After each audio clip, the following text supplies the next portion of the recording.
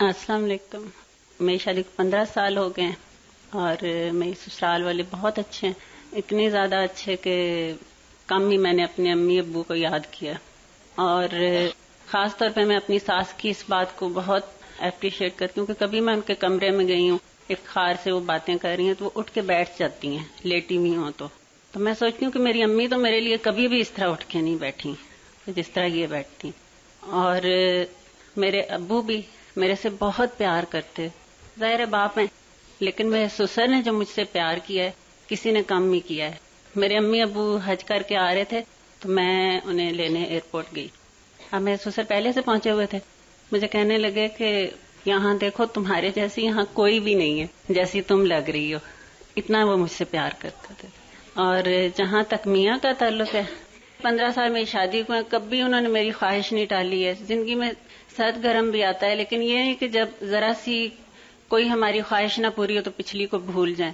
لیکن میں نے ہمیشہ یاد رکھا ہے کہ انہوں نے میری زندگی میں میری ہر خواہش جو کہ میرے دل میں ابھی ہے، آئی ہے، خیال آیا، انہوں نے فوراً پوری کی ہے.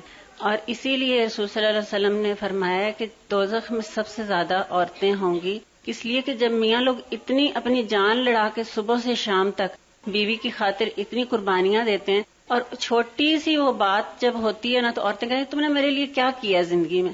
یہ کبھی نہیں کہنا ہے. بہت شکریہ. ایک چیز مجھے یاد آ رہی ہے کہ بہت سی نصیحتیں جب ہم آپ کو یہاں کریں گے بھی تو جب عملی صورت حال ہوگی بالکل مختلف ہوگی، تو اس میں حکمت سے کام لینا ہے. ہر شخصیت مختلف ہوتی ہے، ہر ایک کے ساتھ معاملہ ڈفرینٹلی کرنا ہوتا ہے.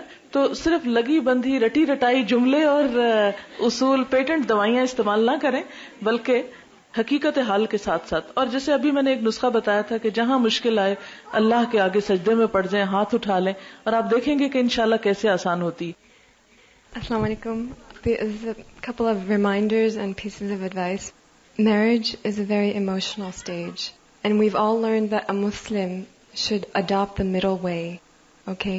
And the Prophet ﷺ said that when he saw the women in hell, they were in hell because they weren't grateful for their husbands. And then we shouldn't go to the other extreme too, that, you should place your husband above Allah and His Rasul. Remember that you're supposed to love the Prophet ﷺ and Allah the most. And my other piece of advice is if you're going to America, وہاں اتنے مسلمان نہیں ملیں گے جیسے یہاں ملتے پاکستان میں. And you have to remember that you can't be like them. ٹھیک ہے, don't assimilate into their culture, into their society. Do not follow them. You have to be strong. And if your husband is out all day on the job, پھر آپ کو کچھ کام نہیں ملے گا گھر پر. When you go outside, you're going to meet a lot of people who are Musliman bilkul nahi hai. The only way to save yourself and your iman and keep your level of taqwa high is to teach. Wahan bahut Islamic centers hote hain. You can teach once a week. You can teach the Muslim community over there. Wahan jo Pakistani or Indian community hoti hai, wahan they're not even, Musliman. Aur jo log wahan rehte hain for a long period of time, they're not Muslim anymore. So please, you've had this opportunity at Al-Huda for 1 year. Don't waste it. Don't lose it. You have to teach other people. Inshallah. Assalamu alaikum.